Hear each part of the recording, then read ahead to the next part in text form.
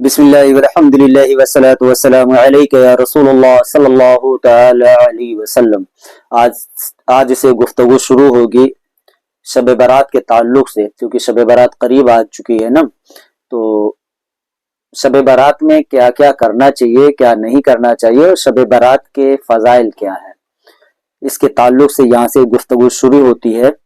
سب سے پہلے سورہ دخان کی آیت جو ہے وہ سماعت کریں کہ اللہ تعالیٰ نے قرآن پاک میں فرمایا ہے، بسم اللہ الرحمن الرحیم، حامیم والکتاب المبین انا انزلناہ فی لیلۃ مبارکۃ انا کنا منذرین فیہا یفرق کل امر حکیم امرا من عندنا انا کنا مرسلین رحمتا من ربک انہ هو السمیع العلیم۔ یہ سورہ دخان کی آیت ہے۔ اللہ سبحانہ وتعالیٰ نے قرآن میں فرمایا ہے کہ قسم ہے اس روشن کتاب کی کہ ہم نے اسے برکت والی رات میں اتارا۔ دھیان سے باتیں سننا، بے شک ہم ڈر سنانے والے اس میں بانٹ دیا جاتا ہے۔ کیا بانٹ دیا جاتا ہے؟ ہر حکمت والا کام ہمارے پاس کے حکم سے، یعنی اللہ فرماتا ہے ہمارے حکم سے ہر حکمت والے کام کو بانٹ دیا جاتا ہے۔ بے شک ہم بھیجنے والے ہیں تمہارے رب کی طرف سے رحمت، یعنی اللہ فرماتا ہے کہ ہم ہی ہیں جو تمہاری طرف رحمت بھیجتے ہیں۔ بے شک وہ سنتا اور جانتا ہے۔ اب حضرت ابن عباس رضی اللہ تعالی عنہ روایت فرماتے ہیں کہ حامیم سے مراد جو ہے وہ روز قیامت جو کچھ ہونے والا ہے اللہ تعالیٰ اس کا فیصلہ فرما چکا ہے، یعنی قیامت تک جو کچھ ہونے والا ہے اس سب کا فیصلہ اللہ نے فرما لیا ہے، اور حامیم سے مراد وہی ہے۔ فرماتے ہیں کہ والکتاب المبین سے مراد کلام مجید کی قسم ہے، اور انا انزلناہ فی لیلۃ مبارکۃ، ہم نے یہ قرآن کریم برکت والی رات یعنی نصف شعبان کی رات میں نازل کیا۔ اکثر اہل تفسیر کا قول ہے کہ لیلہ مبارکہ سے مراد نصف شعبان کی رات یعنی شب برات ہے، یعنی اکثر مفسرین کا یہی قول ہے۔ اب یہاں پر ایک تھوڑی سی پیچیدگی ہے، وہ کیا ہے کہ سوال یہ ہوتا ہے کہ شب برات میں اللہ تعالیٰ نے قرآن کریم کو نازل فرمایا، ٹھیک ہے، اور شب قدر یعنی رمضان المبارک کا ذکر بھی قرآن میں ہے، جیسا کہ اللہ نے فرمایا انا انزلناہ فی لیلۃ القدر، ہے نا، ہم نے اسے لیلۃ القدر میں نازل کیا، اور لیلۃ القدر وہ رمضان المبارک میں آتی ہے۔ فرمایا شہر رمضان الذی انزل فیہ القرآن، ہے نا، کہ یعنی رمضان المبارک وہ مہینہ ہے جس میں قرآن مجید نازل ہوا۔ اس سے ظاہر ہوتا ہے کہ اللہ عز و جل نے کلام پاک کو رمضان المبارک میں لیلۃ القدر میں نازل فرمایا ہے، اور یہاں بات ہو رہی ہے کہ شب برات میں نازل فرمایا۔ تو اب دو طرح کی باتیں سمجھ میں آ رہی ہیں، ایک تو کہ شب قدر میں پھر قرآن نازل ہوا، یا کہ لیلۃ القدر میں شب برات میں نازل ہوا، یا پھر لیلۃ القدر میں جو رمضان میں آتی ہے۔ تو اب اس کی وضاحت یہ ہے کہ قرآن دو مختلف راتوں میں نازل ہوا، اور ان دونوں کو دو طرح سے تقسیم کیا جاتا ہے، یعنی نزول قرآن کو دو قسموں میں بانٹا جاتا ہے، دو طرح سے۔ ایک تو یہ کہ ایک نزول کو نزول تقدیری کہا جاتا ہے، اور دوسرے نزول کو نزول حقیقی کہا جاتا ہے۔ نزول تقدیری کیا ہے؟ نزول تقدیری یہ ہے کہ اللہ عز و جل نے فرشتوں کو حکم دیا کہ کلام پاک کو لوح محفوظ سے نقل کر لو، یہ کیا ہے؟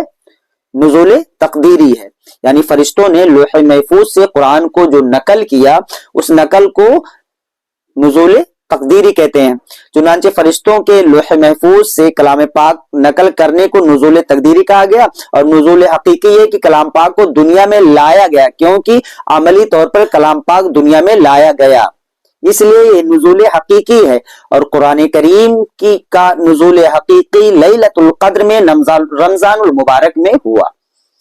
اب شب برات اللہ عز و جل نے بہت سی چیزوں کو کلام مجید میں مبارک بتلایا ہے۔ مثلا خود کلام کلام اللہ کو جو ہدایت اور نجات کا ذریعہ ہے، فرمایا ھذا ذکر مبارک انزلناہ، فرمایا پھر فرمایا کہ وانزلناہ من السماء مبارکا ماء مبارکا، فرمایا کہ بارش کے پانی کو مبارک بتایا کہ جس کی برکت سے زندگی نشو و نما اور طاقت حاصل ہوتی ہے، من شجرۃ مبارکۃ زیتون، یعنی زیتون کے درخت کو بھی اللہ نے برکتوں والا بتایا جو انسان کے لیے غذا وغیرہ فراہم کرتا ہے۔ اب یہیں پہ حضرت عیسیٰ علیہ السلام کو مبارک فرمایا اور ان کا قول بتلایا کہ فرماتے تھے وَجَعَلَنِي مُبَارَكًا، اور مجھے مبارک بنایا، کیونکہ یہ آپ ہی کی برکت تھی کہ حضرت مریم علیہ السلام کے لیے کھجور کے خشک درخت میں پھل پیدا ہو گئے اور نیچے چشمہ جاری ہو گیا۔ آپ کی برکت سے اندھے اور کوڑی شفا پاتے تھے اور مردوں کو دوبارہ زندگی مل جاتی تھی۔ پھر خانہ کعبہ کو مبارک فرمایا کہ اگر کوئی شخص ڈھیروں گناہوں کا حامل بھی ہو تو اس مبارک گھر کی حاضری اسے گناہوں سے سبکدوش، یعنی گناہوں سے پاک کر دیتی ہے۔ اللہ تعالیٰ اس کی توبہ قبول فرماتا ہے اور محفوظ کر دیتا ہے۔ ٹھیک ہے، تو یہ مبارک اللہ نے کئی چیزوں کو قرآن پاک میں فرمایا ہے۔ اسی طرح اللہ عز و جل نے شب برات کو بھی مبارک فرمایا، کیونکہ رمضان زمین والوں کے لیے اسی رات میں رحمت، خیر و برکت، گناہوں کی معافی اور مغفرت نازل ہوتی ہے۔ ابو نصر اپنے والد کی اسناد سے بحوالے امام مالک رحمۃ اللہ تعالی علیہ بن انس ہشام بن عروہ کا ایک قول نقل کیا ہے، کہتے ہیں کہ حضرت عائشہ صدیقہ رضی اللہ تعالیٰ عنہا نے فرمایا رسول اللہ صلی اللہ تعالی وسلم فرماتے تھے کہ اللہ تعالیٰ 4 راتوں میں خیر یعنی نیکی کو خوب بہاتا ہے، بقرہ عید کی رات کو، عید الفطر کی رات کو، نصف شعبان کی رات کو جس میں اللہ تعالیٰ عمریں اور رزق لکھتا ہے۔ نصف شعبان کی رات میں کیا ہوتا ہے؟ عمریں اور رزق لکھتا ہے، اور حج کرنے والوں کو بھی لکھ دیا جاتا ہے، یعنی کون حج کرے گا اسی رات وہ لکھ دیا جاتا ہے۔ اور چوتھی رات عرفہ یعنی حج کی ہے، اور نیکی کا یہ بہاؤ فجر کے اذان تک ہوتا ہے۔ سعید نے کہا مجھے ابراہیم بن نجیح کہتے تھے کہ ایسی راتیں 5 ہیں جس میں شب جمعہ بھی شامل ہے۔ اب روایت میں آیا کہ رسول اللہ صلی اللہ علیہ وسلم نے فرمایا جب نصف شعبان کی رات ہوتی ہے تو اللہ تعالیٰ اپنی مخلوق کی طرف جھانکتا ہے، مومنین کو بخش دیتا ہے، کافروں کو ڈھیل دیتا ہے، کینہ پروروں کو اس وقت تک چھوڑے رکھتا ہے جب تک کہ وہ کینہ ترک نہ کر دے۔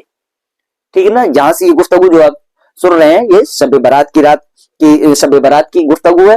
اب انشاءاللہ یہیں سے مزید ہم جو ہے نزول رحمت باری تعالیٰ کے حوالے سے جو ہے نا اس پر کل سے گفتگو کریں گے۔